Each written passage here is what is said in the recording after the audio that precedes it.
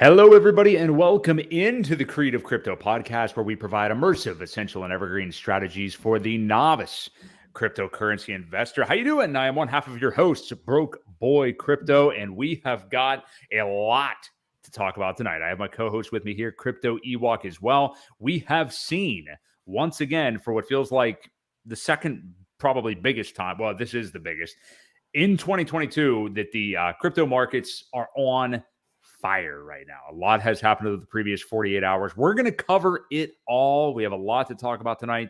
Ewok, how are you doing? And what are your general feelings with kind of everything just collapsing around us?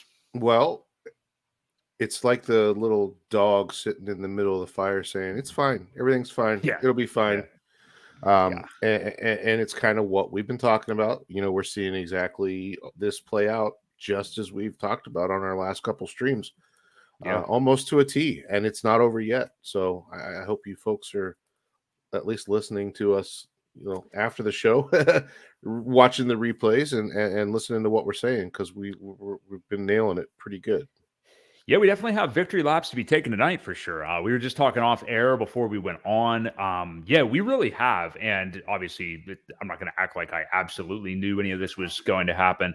But yeah, we've all year long, we have been talking about November being the month that would lead us to the ultimate lows. And so far, I mean, obviously, there's more time to go. December is going to be an interesting month. We're going to get to why here in a little bit later. But we're there right now. BTC dipped down into the 15,000s today. We're just barely above that right now as we sit here at the moment recording this on Wednesday night, November the 9th. BTC is at about 16.3K and ETH is sitting at about 1150. Which very interesting how well ETH is holding up. I'll have some thoughts on that later too. But it's been a crazy couple of days. We would be remiss if we didn't just go ahead and, well, I was going to start with the news, but let's shill our stuff real quick. If you are watching this stream right now on my channel, Broke Boy Crypto, do me a favor, hit the like, hit the sub, hit the notification bell. I very much appreciate it. You can find me on Twitter as well. I am at Broke Boy Crypto. Ewok, who are you and where are you? I am Crypto Ewok everywhere, YouTube, Twitter, and if you're watching this on my channel, give it a like and subscribe as well. I would greatly appreciate it.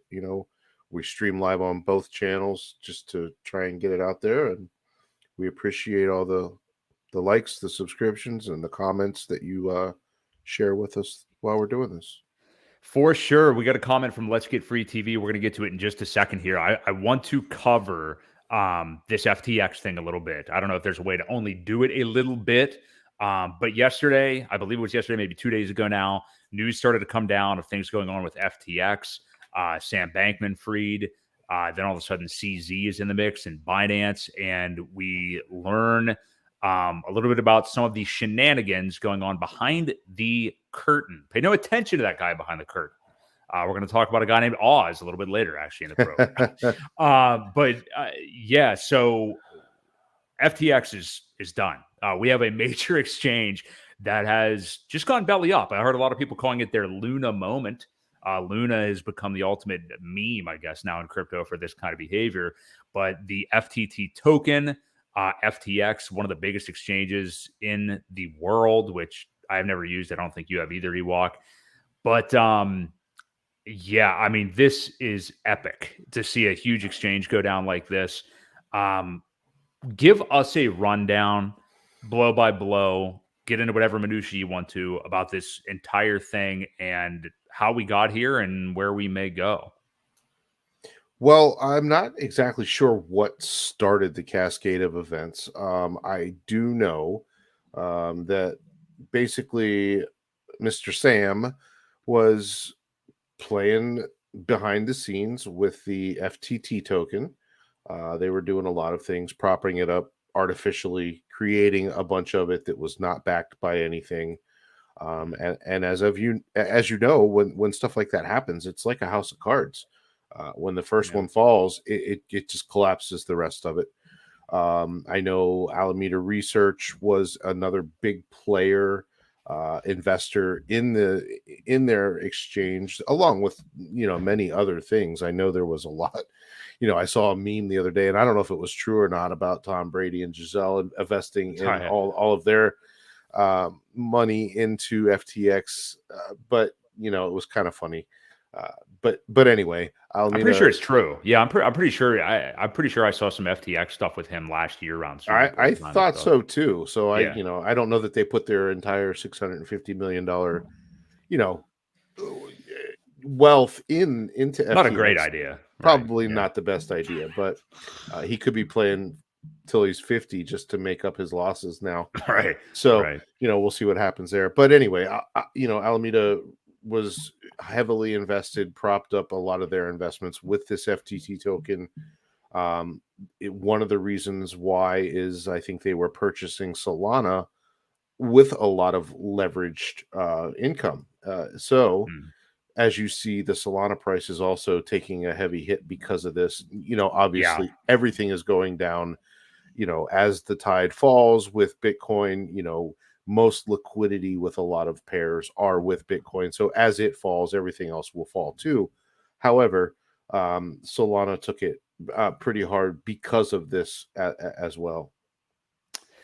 big time. Yeah, and it's also just the Sam Bankman-Fried link, I think, with Solana too. And the crazy thing with Solana is like obviously you and I were not involved with Solana anyway or anything. It No, has been obviously one of the worst performing blockchains of any of the major known ones over the better part of a year. I mean, it's just obviously big time VC backed, but not so technology backed. I mean, there's been a lot of issues with Solana. So I think a lot of people out there may have been wise to or were wise enough to stay away from actually investing in Solana. I hope So so. Yeah, I hope so. seeing this happen too, yeah. I mean, I'm happy. I personally have been able to do this. I know you've been able to do it, Ewok, and I hope most of our viewers have been able to do this too. But I feel like I've been able to kind of just sidestep, but I'll be honest, in some instances, not by a lot. Some of these landmines that we've seen come down in 2022. I mean, like I obviously at one point looked heavily into Terra Luna and read about it and everything. Never ended up getting involved in it. Same thing with Solana. Never used FTX as an exchange. But a lot of us are very close to the irons, with some of this stuff. And you easily could have some money on an exchange like that or get involved in a blockchain that I mean Solana. Could you really blame a lot of people that were somewhat invested in Solana at one point, like maybe a year ago anyway, just to see all the gains go nowhere? I mean, No, I don't think so. I think one of the first red flags was when the chain just started to pause. right. Um, at that point, I think a lot of people were like, "You should probably get out of that now." Hmm. This is not good. Hmm. This is not decentralized. Any blockchain that can just stop when they want, that's a red flag. It's a huge red flag. I mean, there's a lot of things that we tell people: not your keys, not your coins, and the other basic things that you've got to watch out for. And obviously that's one of them. Yeah. When you can pause a blockchain at will with no repercussion at all, there's something wrong with it. It's not really a truly decentralized blockchain because you just can't stop them like that. Right. Now, with this actual FTX thing with Alameda and the FTT token, obviously CZ and Binance enter into this whole equation somehow at some point yesterday. And it basically seemed that CZ was interested potentially at acquiring FTX. They would basically be, dissolve into Binance. Um, but as we saw the news come down today, which was even more negative, is that it sounds like CZ got one look at the books and what was actually going on behind the scenes there at FTX and said, "No deal. I don't want any part of this." And Yep. now No, he's no. he's kind of been, and I don't totally blame him, but he's kind of been taking different types of victory laps on Twitter as Well, well. Just yeah, maybe deserved too. yeah, you can't blame him. I mean, Yeah. and who knows what his ulterior motive was for helping them. I mean, people just Right. don't do that out of the goodness of their heart. There was a reason that they probably wanted it. I don't know, but yeah, after they looked at everything that was going on, He basically had come out today and said that, after looking at everything, we decided to just not go that direction. Mhm. So, yep, made it pretty clear that, and I think you had mentioned earlier that that Sam has filed bankruptcy already. Was Yes, that a he rumor or personally. was okay? I'm pretty sure it's fact at this point. Yeah, I saw a report a few places, and yeah, that he personally has filed for bankruptcy and owes millions of dollars at this point. So this guy went from being a multi-billionaire, young dude, to I mean, I just don't understand how this stuff happens this quickly in crypto.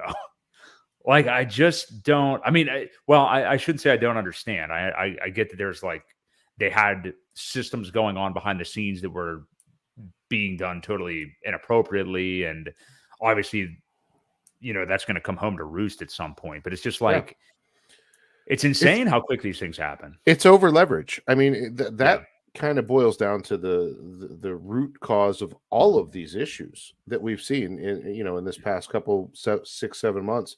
It's all over leverage. You use the money to borrow against it when it's propped up artificially, and like I said, it's a house of cards. When one thing kind of breaks, it just all comes down because it's propped up. It's not real. It's not backed by anything. Right. So it doesn't take much to cascade that thing and just send it to nothing. Yeah. And Yeah. It's unfortunately, the amount of people that get hurt are the ones that pay the price. Sam's mhm. not going to. He's going to file bankruptcy and probably, get off with a slap on the wrist when, he should be in jail. This is criminal Oh, activity. definitely. Yeah. Yeah.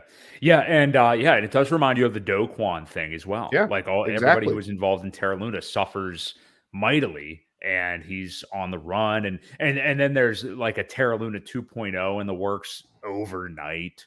It's just Yeah. like, when do these people learn to stop? Well, You same know? with Mashevsky and Yeah. Celsius. Oh He God. all three of those guys should be behind bars, and I unfortunately, 100%. who knows what'll happen. Yeah. Well, I'm sure it's not the end of the saga, but kind of like with Terra Luna, as the days and the weeks go by here, we're all just going to kind of maybe not forget about the FTX debacle, but we have other things to take care of and other things to explore in this crypto market. So what do you got there from Let's Get Free TV? Yeah. So basically agreeing with us, and I agree with his further point there as well. The comment in the chat basically saying that even though we've seen this crazy dump over the course of the day today, I think you agree, Ewok. You've been saying it the whole time, and I agree with Let's Get Free TV. I still don't think that this is going to be the ultimate bottom. Oh no, we're not done yet. Yeah, he's still looking to at least at some point wick down to 11 to 12K and maybe 800, 900 for ETH. I think those are both. Yeah, I mean, I think that's the targets we've been talking about all along. And at this point, how much of a stretch is that? I mean, All right. and frankly, even if it didn't happen, I still think it will. We were trading, and we're right off from it right now, within $15,000 for BTC earlier today. I mean, you're virtually there already. Yeah, yeah, it's not going to take much. Right. Eh, And what? Well, go ahead, and I'll follow up with that. no, and we're still seeing that grayscale premium as well, Yeah. or discount, I should say. It's not a premium; it's a discount, and it's at 36% now. Hmm. So it's still not over. I mean, you can No. still buy Bitcoin cheaper on Grayscale than you can buying it on the market. Right. So if you follow the big money, they're still able to get it at a discount. Yeah, we're not there yet. And what I was going to say, I wonder what this will mean. Well, I don't wonder, but I wonder. So as I say it again, the alts are going to be interesting here, in relation to BTC, because we saw big time drops today. And what I found to be all really fascinating, and I alluded to it a few minutes ago with ETH. ETH is holding up really well comparatively. And I suspected this. I don't remember what episode, but I know I mentioned this on the podcast a few times. Is um because everything isn't just going to be uniform. We saw BTC go to 17,600 back in June, and that meant that ETH was down at 875 at one point. Well, then the merge comes, ETH has this crazy pump in price. And I remember saying to you a few weeks ago that I don't know that we see ETH ultimately just go blow for blow with BTC. And here, we've seen it now. It hasn't even breached 1,000. It hasn't even barely breached 1,100 here yet. And we've seen BTC reach new lows here in this market.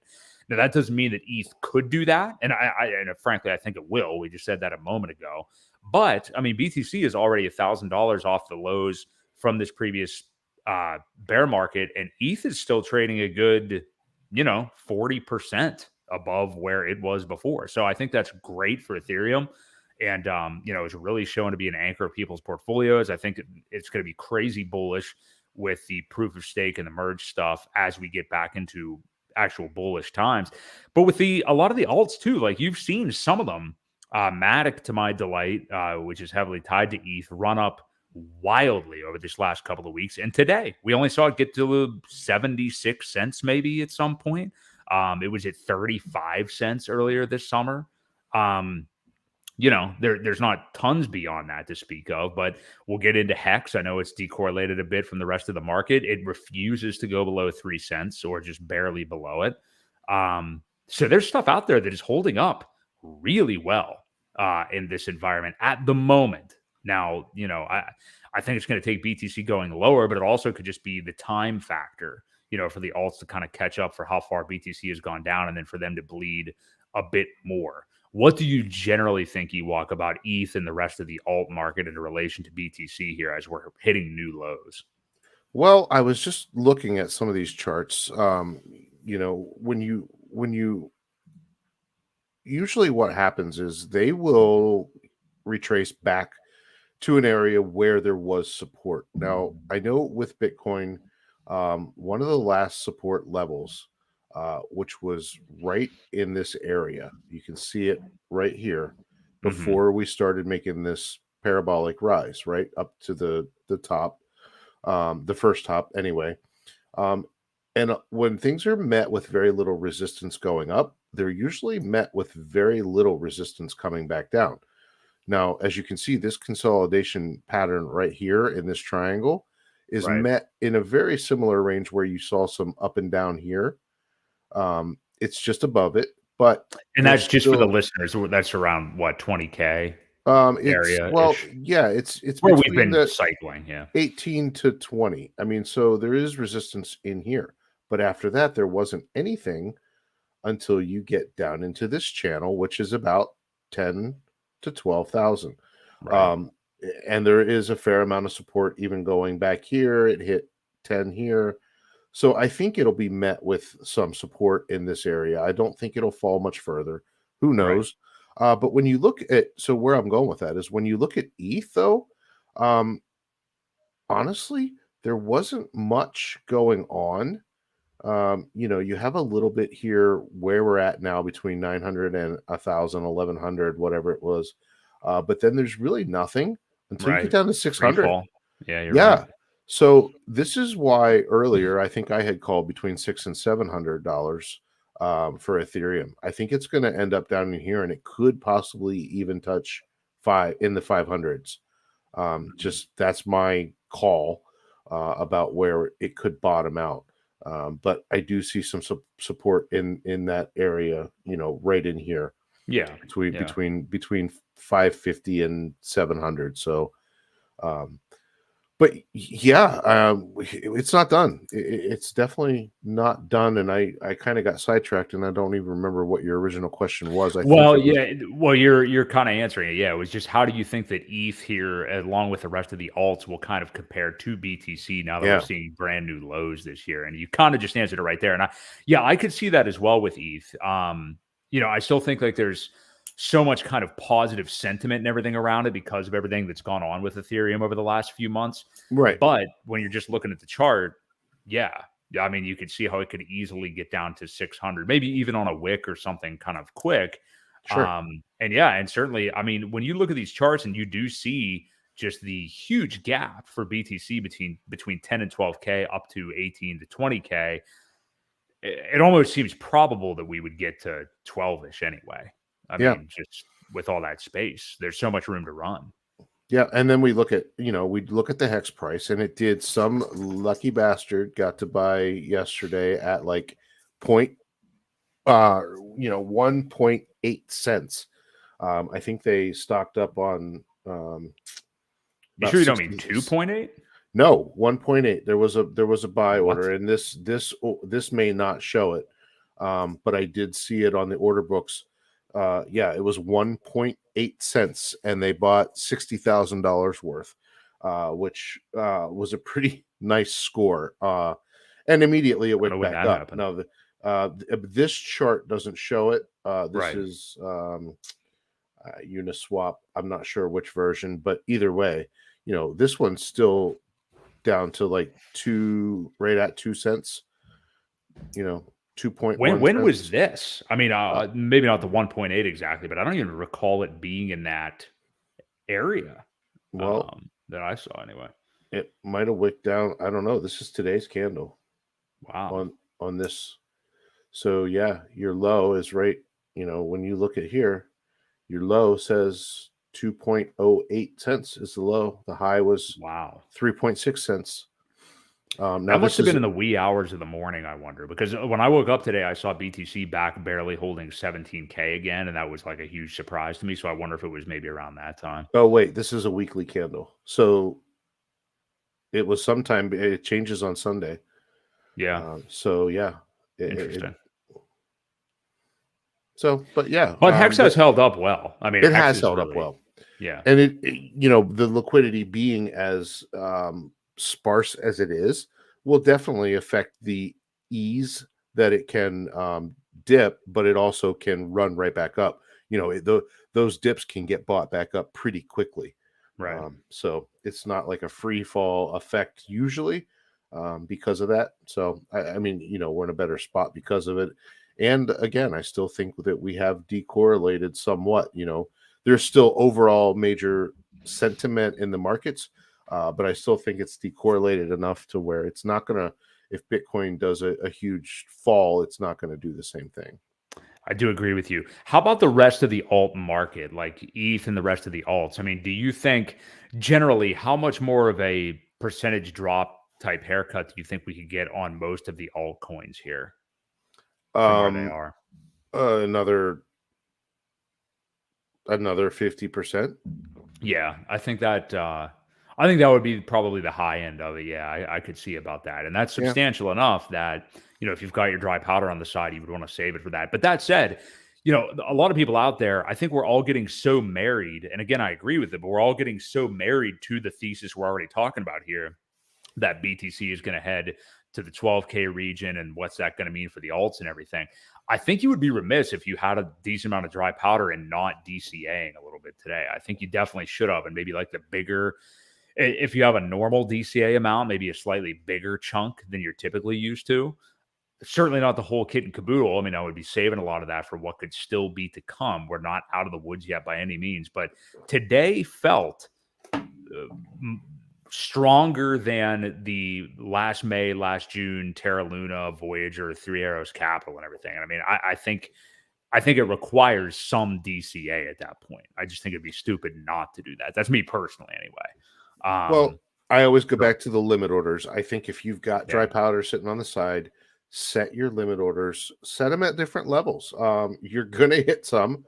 You're going to find wicks that go down there very quickly, get bought back up. That you're not probably going to be sitting in front of a computer, or if you are, then you're being degenerate and just sitting there trading constantly and wasting your life away. Again, another behavior that we don't really push here on this channel. We try to let people use their time to the best that they can, and trading's probably not the best thing for you. So yeah, unless you've been doing it for a while or practicing it or something like that. But right. Yeah, this is it's crazy. It's an interesting day. I definitely would be interested in getting involved in the market right now, but we have a lot to look out for. Next month we have a lot of things happening. Let's kind of get into trying to think of what direction I want to go here. Let's attack this before we get into, because I want to start talking about the midterm elections here in the US, which are largely over, although we still have results, whether I'm sure they're all, very real results. And I'm not saying that there's any kind of strange things going on here, but in terms of, I misspoke on the last podcast and skipped the month of an FOMC meeting because in December there is another meeting, and I'm forgetting the date now. I think it's the beginning, or excuse me, the middle of the month. I think it was the 15th, because we kind of said something about every 45 days. 13th and 14th. Yep. Yeah, somewhere right around there. So yeah, and I did miss that last time. So that's a correction on my part, but also that's going to be more terrible news. I mean, we always keep talking about like what's baked in and what's not. I think we're guaranteed for another 75-point rate hike in December now, based on how Powell sounded in the last one here just a week ago. Everything that has happened today, and I don't know any other macro events that could happen this month that are worse than what happened today, kind of, or crypto centric anyway. Do you think we see the ultimate lows happen very short term here, like in the next week, by the end of November? Or do you think December has a stronger chance to be where the ultimate lows could happen now? Because we do have another rate hike announcement coming. And I think December is going to be a really volatile month as well. Well, historically, the Bitcoin cycle is 365 days. I think we've talked about this before. Mm-hmm. Putting us right around the 17th. That's only 8 days away. So if you go on the traditional cycle, then do we see a bottom that quickly? Will something else happen? Could very well. But don't confuse a bottom with, okay, then we're going right back up. Right. Because once we do bottom out, it could stay there a while. Consolidation doesn't happen overnight. It could chop around there for quite some time. And then, Let's Get Free TV said, I'm not convinced that we won't see, or that we will see a bull run in the next 6 to 12 months. I think that is a little much, but I think this market sideways could chop around the bottom for a good 3 to 4 months. So a bottom, yes, we could see a bottom that early, but it could stay down there for a while with all this bad news. And I just, once it reaches that level, I don't think it's going to go much deeper. And at that point, we could see kind of crypto pick itself back up a little quicker than the other markets, only because people are just tired of the financial situation that the government has put us in. Right. It could be a good thing. It could also be very scary being at the bottom during the same time, because, when that happens, a lot of people are like, Bitcoin's going to zero. You have that sentiment out there that people don't usually like to buy bottoms for some reason. They wait till it's on its way up and everyone's talking about it and your all-time highs. So we'll see what happens. There's a lot more experience though in these markets, in our cryptocurrency markets now. Every cycle you get some more people that stick around, that understand what's happening, that do save dry powder. And, we could see a little bit of a switch and a regression from the traditional markets into the cryptocurrency markets. We'll have to see what happens, but I think we are getting close. I think within a couple weeks, we probably will have seen or gotten to that point where it's on its way down. It's made those, bottom outs like we've talked about. But again, it could stay there for several months. Yeah.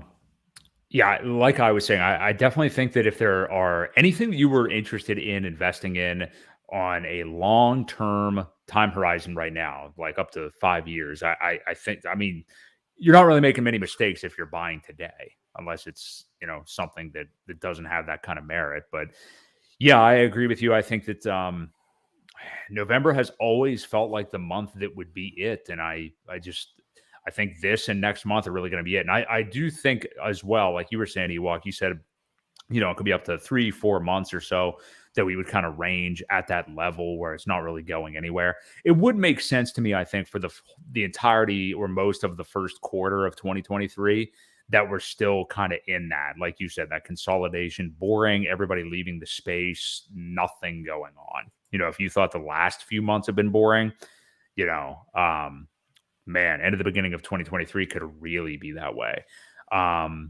And yeah, I think, who knows? Maybe like later into 2023, we start to see a push back up. Maybe we cross into the 30s again, and just kind of hang out there for a while. There was a lot of support up at that level. But I agree with you. I think once we hit it, we're going to be hanging around down there for a few months. So I would give it probably the first quarter of 2023 anyway. So I just want to kind of go back to this chart a little bit, because this almost looks like this on a little bit different scale, but they're set up very similar to what's happened. And once this did hit the bottom, this was December 10th, the week of December 10th, it hung out until probably middle of February. So there was a good 2 months, 3 months of just sideways, not much action at all. So once this plays out over here, and chops around in that same range, who knows? History doesn't always repeat itself, but it does often rhyme. Yes. And just for everybody listening, so you're looking at the BTC chart in the first quarter of what? That's 2018. This was 2018, yes. When it finally wicked down to what was it? 3,100 was the bottom, I think. Yeah.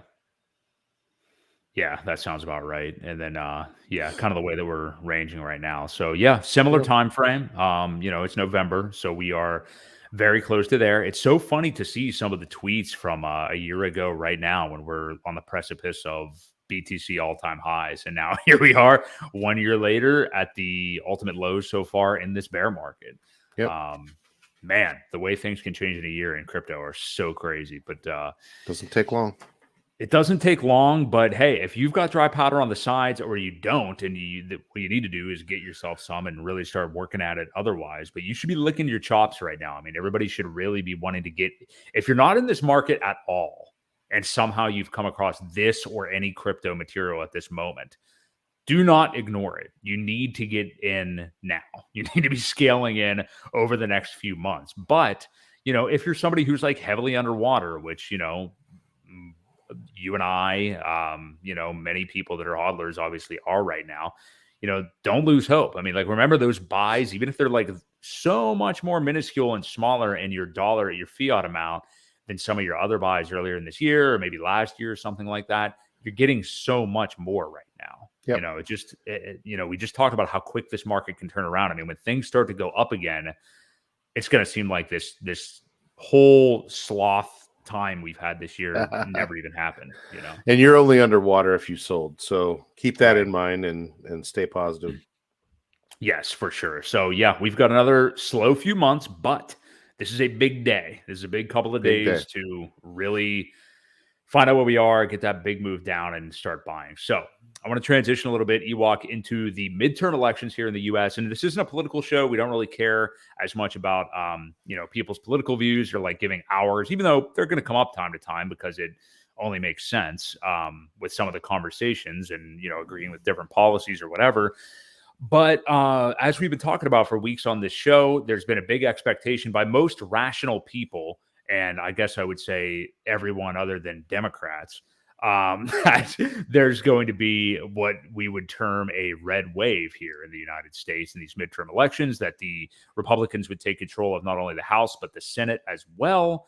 I think it's pretty fair to say that did not happen last night and into today. Now, this is not final yet. There's still some due diligence going on in some of the states. Arizona, I know, is a big one. I believe Georgia, too. I don't think that one's been called yet with Herschel Walker, former running back, obviously, from Georgia, and Cowboys, Vikings, I think. But he was in the midst of it with, I can't remember the Democrat's name, who I think is the incumbent. But anyway, those are two of the biggest states that haven't been decided. Pennsylvania was one of the biggest states, which went apparently to John Fetterman somehow. So, yeah, the red wave have not happened. Many people have been calling it more of a red ripple. at this very moment, as we sit here now, the source I'm looking at anyway has the GOP, the Republicans have 48 seats of the Senate. The Dems have 46 seats. So the Republicans still out in front with some more races needing to be decided. The House is a little bit more of an overwhelming lead for them. The Republicans are 207. The Dems are 184. So it looks pretty probable that they'll have at least the House and a solid shot at the Senate. So it still is probably net good news if you're Republicans or fans of like economic policy. But it's not the type of control that they thought they were going to have. And I am interested. I do wonder what the effect will have on the markets as far as this goes, Ewok, because I think I don't know how strongly it would have had an effect either way, but I think if anything, this would be a negative effect. And anything that lends itself to there being more government and more bad economic policy in America is just, a net negative. So what do you kind of think about all this? Are you surprised at the results? And what do you think this will have as far as an impact on the crypto market? Well, this is one of the things I talked about. Was it last week or the week before? And I said, what if things don't go like we thought they would? And sure enough, it was one of the day after the elections where things aren't looking so good. Another thing that ticks the market down. Right. Was that a factor in today's sell-off, or was it mostly FTX and the Silk Road coins hitting the market? We just don't know. But I don't see that I don't see it being beneficial at all. Right. For the Republicans, the way it's worked out, I don't see it being beneficial to our market anyway. Right. And I also found it interesting. You didn't mention it, but out of the I think there were 4 candidates that Trump went around supporting. Yes. They all lost. I was going to get to it. And now the media is totally blaming it on him. I thought that was kind of interesting. Well, when you say the media, the Republicans are also blaming it on him. There's a lot of Republicans, and I will say to their credit, to the sources that I'm listening to anyway, like taking ownership of this last night, unlike what we've seen from their counterparts in the Democratic Party for years now. They're actually taking ownership of their bad candidates and, admitting that. So I think that that's good on their part. And they need to decide, is this a Trump Republican Party? Or is this a Ron DeSantis, an actual true conservative Republican Party? Right. And I think that's the problem here. Nobody wants to, and I don't mean to go off on this tirade already, but that's just what I wanted to get to. It's an identity crisis, basically. It is. And, Trump has never been a conservative. He's kind of a New York business Democrat type. And he saw an opportunity to win the presidency. And while I personally think that a lot of his economic policies were good when he was in office, ideally, you want somebody who is more of a true conservative, also more conservative in the way that they act in certain instances. And I think it's Trump running for Trump more than it is Trump running for conservative policy. Right. Yep. So I agree. Do you know who all those candidates were? I know one was Carrie Lake, the governor of Arizona, who Arizona's a mess. They're just not announcing anything. But she was one. I don't know who the others were. Carrie Lake, Herschel Walker, Oz, and I don't know the fourth. Okay. Well, Oz was a miserable defeat. Not a good candidate at all. I mean, not a good Republican candidate. I mean, he's not at all conservative or Republican, but I guess Pennsylvanian. Yeah, exactly right. But I guess I still thought he'd beat Fetterman anyway. Dude comes from Jersey, and yeah. So I mean, whatever.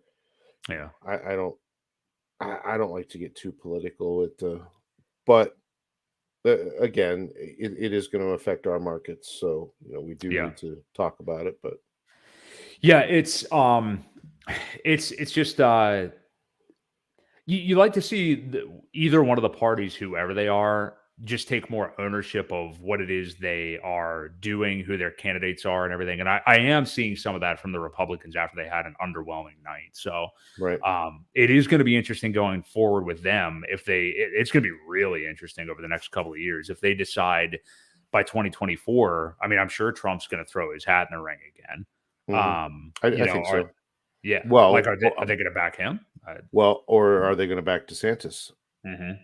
So we'll see what happens. But you know what I think, really, what I think happened yesterday was the people that were more upset about the overturning of Roe v. Wade came out in better numbers than Right. the people that were happy that it happened. And that's kind of, the way I saw it play out a little bit. I think that had something to do with it. But, Yeah, I could see that. you know, I can see that. Yeah, and you know what's interesting too that I heard some of the Republicans saying last night, that are kind of taking ownership of the issue is, some of the some of the Republicans running for these seats are they don't necessarily have enough of a platform. It's more just like beating woke culture and beating the Democrats. And it reminded me so much of Democrats just, well, we just got to beat Trump. You know what I mean? It just reminded me so much of like, well, what's your actual platform? right. Democrats had nothing to really say through 2020 and just needed to beat Trump. That's really all it was. Well, it's not Trump. Now with some of these Republicans, it's like, woke culture has kind of gotten so extreme, maybe because of Trump. You know what I mean? Like partially because of that their whole platform was just, well, we have to beat woke culture. Yeah. And I wish like some of the like Twitterization or like knee-jerk kind of reactionary stuff was removed from politics, and these people on either side had more of an actual platform, talked about their values, and didn't just like spar back and forth. And that's Sure. so much what it's become now. Oh, you yeah. know? I hate to see the commercials talking about, well, you don't want to vote for this guy because I want to know Mhm. why I want to vote for you. Like, I don't care about the other guy. Yeah. Tell me what you're all about. Tell me. And, you get so frustrated when you open the mailbox and you've got 15, 20 flyers in there every day from Mhm. people. The money these guys spend is just, it's astronomical. I get frustrated by a lot of it. Um, it's just like you said. I want to know what their platform. I want to know what they're about. I don't want to know why you're telling me not to vote for him. I want you to tell me why I should vote for you. And Right. I think that we need to get back to that. I think it's just because it doesn't sell. Like, and Yeah. maybe it's a chicken and an egg problem where like people are stupid and I don't know which one it is, but yeah, the negative ads do sell. Negativity Well, they does. do. And Yeah. what happens is if you've got one guy digging up dirt on the other guy, and that guy saying, "Well, here's what I'm going to do for you," it's the dirt that sells. So you Yes. have to match it one for one, or you're going to get left behind. So I get it; it's all part of it. I just wish they would kind of put something into place where that's not allowed to happen. Right. We all have past, we all have done things. Um, let's talk about what's going to happen instead of what did 10 years ago, you know? Well, the good thing is the people that do that and actually do offer a real platform are the ones that are going to do well, like a Ron DeSantis. And I know Florida has kind of it's no longer a swing state, the US No, at the moment. It is a no, red state it now. is. Him and Marco Rubio just dominated last night. And yeah, credit to DeSantis. I mean, like he is a guy who's a conservative that's really like living up to conservative values and not afraid to act that way. And I don't mean like in some kind of a pompous, arrogant, in your face way like Trump. I just mean like he actually is, fulfilling things that he believes in Yeah. and taking care of them. So I Well, you can tell by the amount of people that kind of migrated to Florida right during the pandemic and after the pandemic, because he was against all of the lockdowns and against the mandates and things like that, and he said it won't happen here. So that's one of the reasons why you had so many people coming from the Northeast down to Florida. They were tired of it as well. So yeah, I can see how they've definitely flipped the script in Florida, and you're right, it's no longer a swing state. Let me ask you this final question and then we'll move on from the political stuff. This isn't necessarily, political as far as our opinions, but I am really interested to hear your thoughts on this because we just touched on it.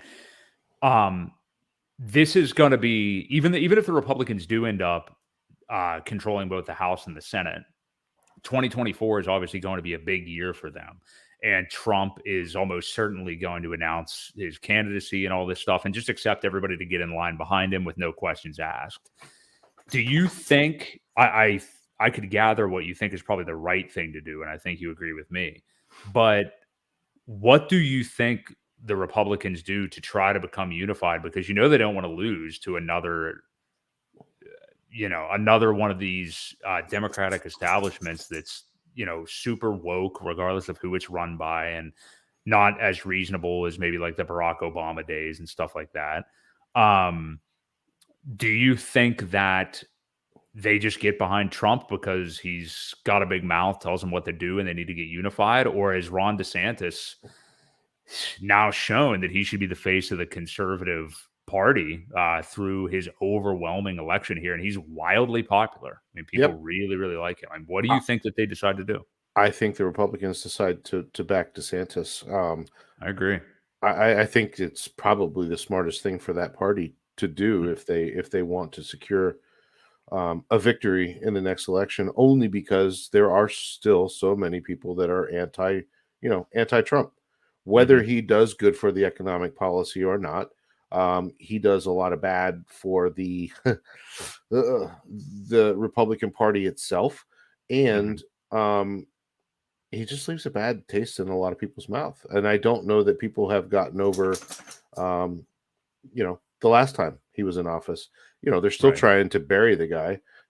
Whether all that stuff is, that he had the files, all of that stuff, whether that was true or not, whether it was a witch hunt or not, they're still trying to bury him. They don't want him to run again, and I'm pretty sure that's the reason that all of these things keep coming up, as far as charges keep being brought up against him. Again, I think the Republican Party, if they're smart, they'll back DeSantis. Trump has told him, I think there was a conversation where it would be a bad look if you ran. He's already told him not to run. Yes. So, well, that was the big thing. This is when I first initially the other day on Twitter realized, like, man, I wonder, it seems like the majority of the Republicans might be backing DeSantis over Trump here, because just the other day in the midst of a midterm election, like on the campaign trail, Trump was, I don't even remember where it was, but he was doing some rally somewhere, and he called him like Ron DeSanctimonious or something. DeSanctimonious, yeah. Just the other night. It wasn't, he did it in another state, but he didn't say that when he was in Florida. Oh, I'm sure. But yes, it was another state, and I did hear about that. Yeah. Well, it's just like, it's rubbing people the wrong way, because it's just like, we all love this guy. And I mean, that's how they feel, Right. You're now, again, it just makes it look like it's Trump for Trump. And I just don't know if that's going to work this time around when they've already seen 4 years of his presidency and how he acts, you know. So when there's a much better candidate for that party. Yeah. That, mind you, also, I think would probably steamroll Joe Biden, because there's there's no hangups. There's no Trump derangement syndrome, or, even if that it is valid to dislike Trump morally. I mean, it'd be different with DeSantis, I think. Yep. I agree. So we'll move on from the politics, but probably. And you are right, Ewok. A couple of weeks ago, I definitely remember you calling, like, what if we did not have the red wave that everybody really expected? And here we are. It still seems like it's a net positive probably for the Republicans, but nowhere near as strong as a defeat as they were looking for. So we'll see the lingering effects that could have on the market. But let's transition into what will probably be our final topic today. We've covered a lot in quicker time than I actually thought we were going to. But, this is a big-time Hex podcast, big-time Pulse Chain podcast, big-time Richard Hart podcast, and we always like to save it for the second half until something gigantic happens, and I'm sure it could push to the front. But we already talked about how Hex has kind of been decorrelating a little bit again from the rest of crypto. It ran up big time to 5 cents here over the last couple of weeks, and then came back down the whole way, retraced the move entirely pretty much by the end of it. And who knows where we'd be if the God Whale didn't put in whatever purchase he did, because, that certainly helped out the price a bit. Yep. But we're seeing a little bit of decorrelation. As we mentioned, it seems like it's 3%, or 3 cents is just an area it's not going to go lower than, which is cool. There's so much consolidation there. So we're seeing all that. Richard Hart, I've been noticing, seems to be a little bit more vocal on Twitter. Obviously, with the shit happening over the last 2 days, he's going to toot his own horn about it a little bit. Yeah. But the biggest thing that you did not see that I did actually earlier today, and I just DM'd it to you before the show, is there was an update, it looks like, on the Pulse Chain GitHub. I'll let you kind of talk about what this may be. I don't know if it could be that we have a testnet version 3 coming. What do you think this update is, and what's your overall feelings about how close we're getting to this thing? Well, I think one of the last tweets that we did see from Richard regarding this, the last update, he said that Team A and B were racing to launch Right. the testnet. Now we see a commit 5 hours ago that you showed me. Like I said, I've been extremely busy at work, haven't been keeping up with this stuff, but it does say Pulse Chain testnet 5 hours ago. I don't know what the actual commit was, but there's 78 comments in there. And it says resources for connecting nodes to the official Pulse Chain testnet. So positive.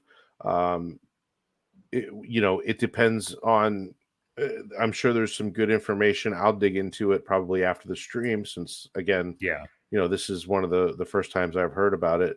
But I think the last commit other than that was 1 month ago. There was a change done to the Pulse faucet, something minor, probably, who knows, but a while ago. Really, but though. Yeah, it's been a month. So Right. It's to see something from 5 hours ago get published and updated. It's positive. It's a good sign, I think. Again, I wouldn't put too much emphasis on it. I don't think that it's anything major, earth shattering, but it does mean they're working. They're still there. They're still working on it. I could still see the end of the year. If we do bottom out, I think they're going to be pretty pressed to get this rolling within those 3 to 4 months that I was talking about, where we chop around sideways before it heads up. It can only benefit the price. We don't want to launch it halfway up a nice climb just for a bunch of people that's over sacrificed to sell right away and have it go back down. So, you do want to capture as much of that price action of the overall sentiment of the markets, especially because, Pulse being, I would say, a lot more correlated to the rest of the markets than Hex, only because we're going to have bridges, right? So the bridges tie the price in, and as they move, everything kind of moves together. So we'll see how that plays out. It's going to be different. I don't know that you can't definitely say that it'll be uncorrelated, especially because there are bridges to other networks. And as the value of them go up and down, so does that value. Now, if we had our own on and off ramp where there was no bridge, then I could say, yes, we're completely decorrelated from everything else. But that's just not going to be the case. Right. Well, here's what I want to ask too, because with this update being posted in the GitHub today, people have been speculating that people have been speculating that Richard's trying to time the market this entire time, obviously. But do you give any validity to that this thing is all but done in actuality, or maybe even is done or nearly ready to go, and he literally is simply waiting for what looks like the ultimate bottom? I mean, do you think we are dangerously close to it now, especially with an event like this today. I just, it would be so, you can see the value so much of something like that launching during a time like this. It would steal the show, I agree. Now that we have moved from the Binance fork, or Binance, however you want to define that, over to the Ethereum code, I think yes, I think we are much closer. Um, Now they still have to get the bridges working. They still have to get the nodes to sync and everything like that, connecting to the nodes. That is one positive thing about that last commit was the test nodes are now connected to the new network or whatever it might be, one step closer, because we do know they run a private test net on their own. Mhm. So it's things that we can't see, um, and that's not public. So it is a positive thing, and I think we are close. I really do. Yeah. I still think we could see um, a pulse chain launch by the end of the year. Wow. That surprises me, honestly. By the end of the year would be I will say at this point, I would actually be surprised if it launched by the end of the year. Because for a while now, I've figured quarter 1 of next year, just the way that things have been going. But Well, let me rephrase that. I think we could mhm, see the whatever you want to call it, the 3.0 test net or whatever. mhm. I don't know that we'll see a full launch, but we'll definitely see that by the end of the year. Okay. Okay. Well, that's pretty different. So Yeah, that I sorry. believe. Sorry. That I'll take. But yeah, you could, like I said, you can just see how, like, with mass capitulation like this, and Richard's been through these cycles multiple. He's been through all of them, all the cycles before. So Yep. if anybody would know, how valuable, and especially because he did the same thing with Hex, when you're at the bottom of a market and it is, again, mass capitulation, the ultimate bottom, everybody's leaving crypto, and then you have this amazing new product, especially with Pulse Chain, which has even more people involved in it and ready for it than Hex did. I mean, it's been like on the tip of everybody's tongues for over a year now. Yeah. It's just, it would, again, it would, I don't know how else to put it would steal the show. And you would Yeah. have like the channels like the altcoin dailies. I'm sure they still wouldn't do it, feel pressured to speak about it. You know what I mean? Well, a lot of those guys that did invest and sacrifice, you are going to see a lot of them talking about it. We know BitBoy did. We know, Oh well, yeah, we yeah. think BitBoys let his guard down with that. Yeah, Moon Carl was another one. There's Mhm. several influencers that are out there that it's verified that they did sacrifice. So we are going to hear them talking about it. It's sad though that they didn't talk about it then, um, Yeah, it is. Yeah. to get to allow their viewers to possibly get in. Could have been even bigger, but maybe it's a Well, they're blessing that they didn't because it's been so long. You would have just had that many more upset people because those type of influencers usually have a somewhat degenerate viewership, I should say. good point. Um, so maybe it is a blessing that they didn't talk about it just because it hadn't launched and there was no timetable for it.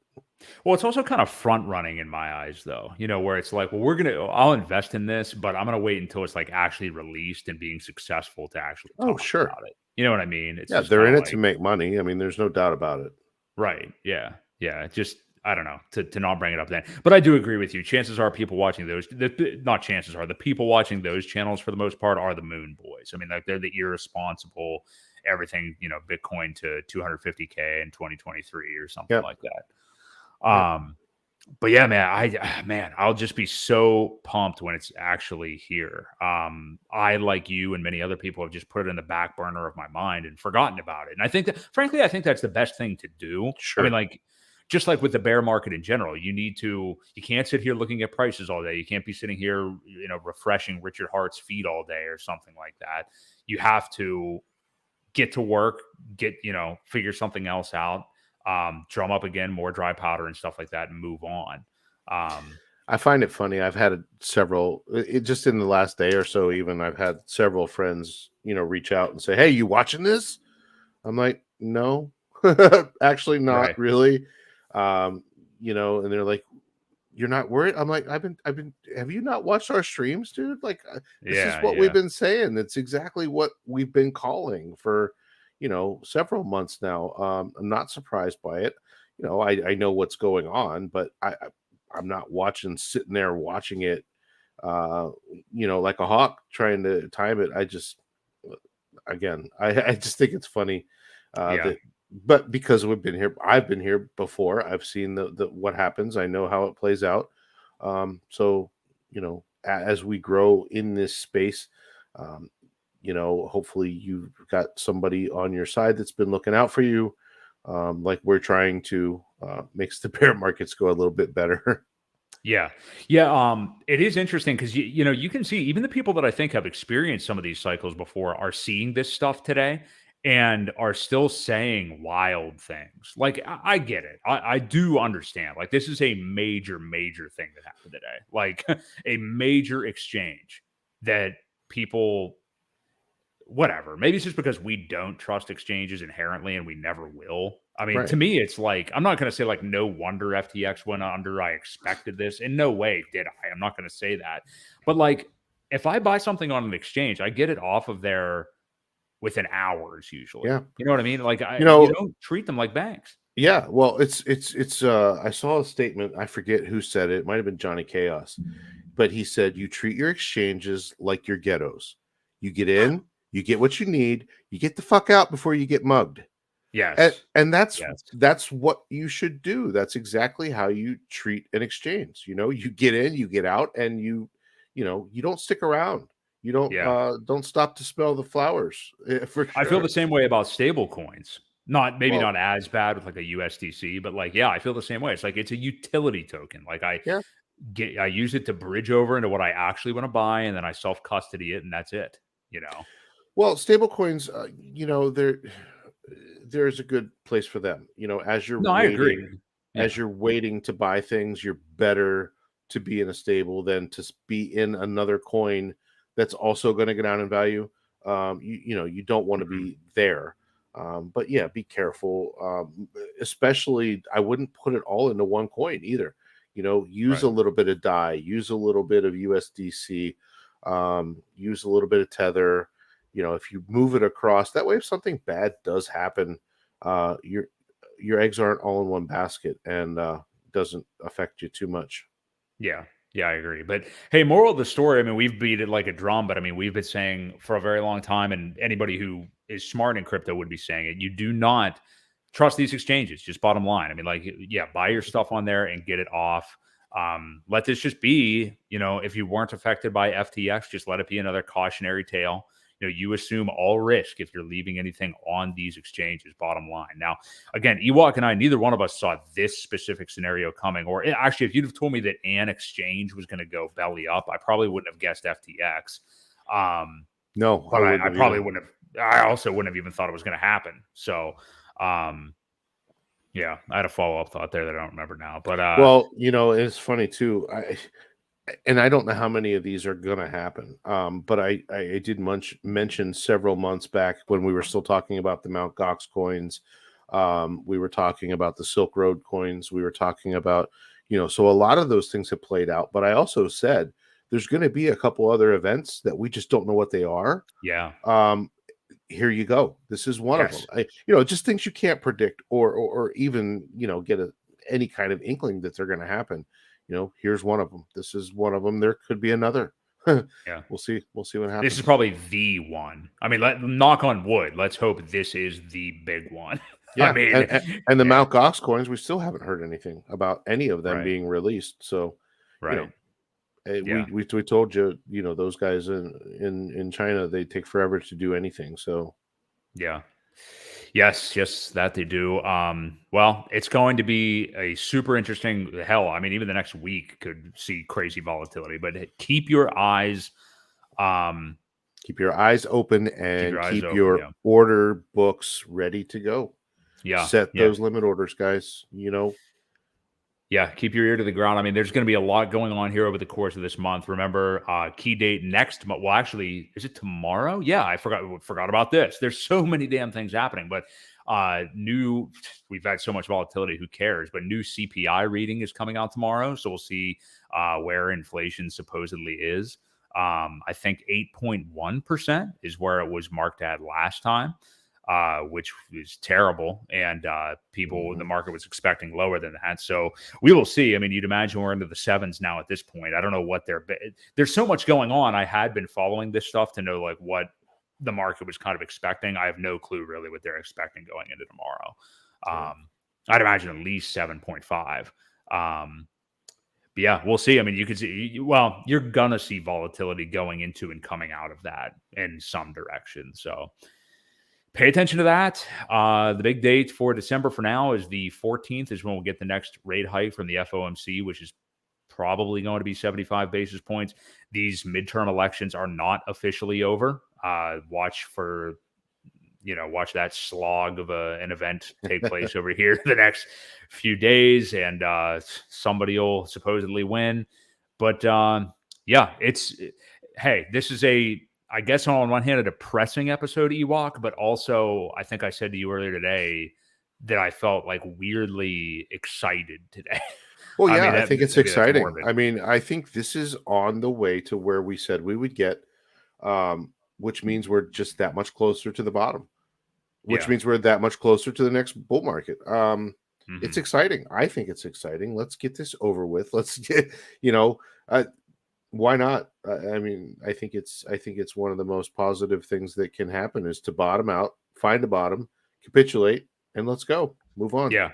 We all want, I think I agree with that sentiment. I think a lot of people do that. They just want the Band-Aid to be ripped off. And, you don't want to say, like, if FTX can be the catalyst to that, then so be it. I mean, like, it doesn't affect me, but it did affect a lot of people. So, I think of that. Yeah, I mean, it's always unfortunate to the people that have lost money. I hate to see that because that is people that probably won't be in the next market. Unfortunately, that means people that are no longer here and their mental health. Bad things happen. You've got suicides and divorces and things like that happen because of these type of events, and that is unfortunate. We don't wish that on anybody, however, but it is part of the market cycle, and listen to the people that are trying to take care of you by not being in those exchanges, by holding your own keys, by doing the things that we do preach all the time. And it will cut down on the risk of these bad things happening to you. Well, if you are somebody who was affected by FTX, but, not to that substantial of a level, do not let this knock you out. Actually, if anything, I would double down.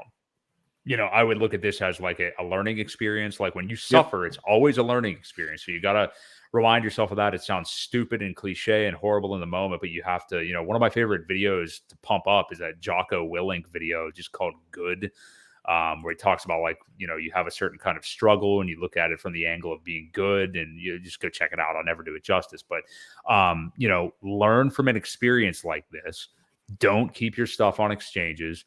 Double down into the good projects you were already buying and self-custody them right away. That's just what you got to do. You got to take this thing seriously because you never know, even if you just have a few grand in crypto or something like that, 6 to 10 years from now, you have no idea how much money that could be. Yeah. What it could turn into could be life-changing money. So protect your seed phrases. But Ewok, any closing thoughts from you tonight? Not really. I think we covered everything. I think we did want to mention that we'll be streaming next week a little bit earlier than normal. Oh, yeah. 6 p.m. Eastern Standard Time on Wednesday rather than 8.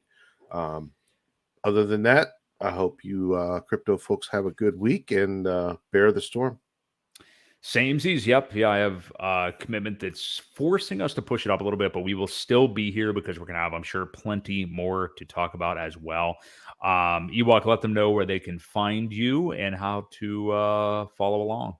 Well, I'm at Crypto Ewok on Twitter and YouTube. Give us a follow and stop in, say hello.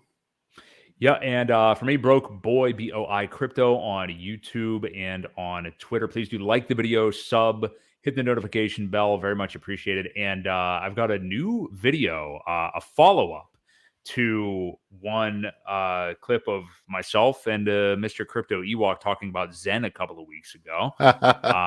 It seems like Zen has just kind of taken a back seat on this podcast after we talked about it a couple episodes. But we got a little bit of hate for that one, didn't we? We got a little bit of hate for that one, and I have about a 30-minute long follow-up coming up here in a couple of days. So look out for that if you are a Zenian, or even if you're not, hate watch it, whatever you want to do. But that'll be coming out here soon. I'll tweet it out and everything when it is. So we don't mind the thumb downs. thumbs down either. Any kind of Right. interaction is good interaction. Gets the algorithms going. So Sure. Yeah. Just follow along. We're glad you're in crypto. I mean, we're all on yeah, the same team when it comes to that. So, that's right. that is going to wrap it up for us. Stay safe out there, everybody. Let's, again, keep your eyes peeled for what happens in this market over the next week. And we will catch you next Wednesday on the Creed of Crypto Podcast.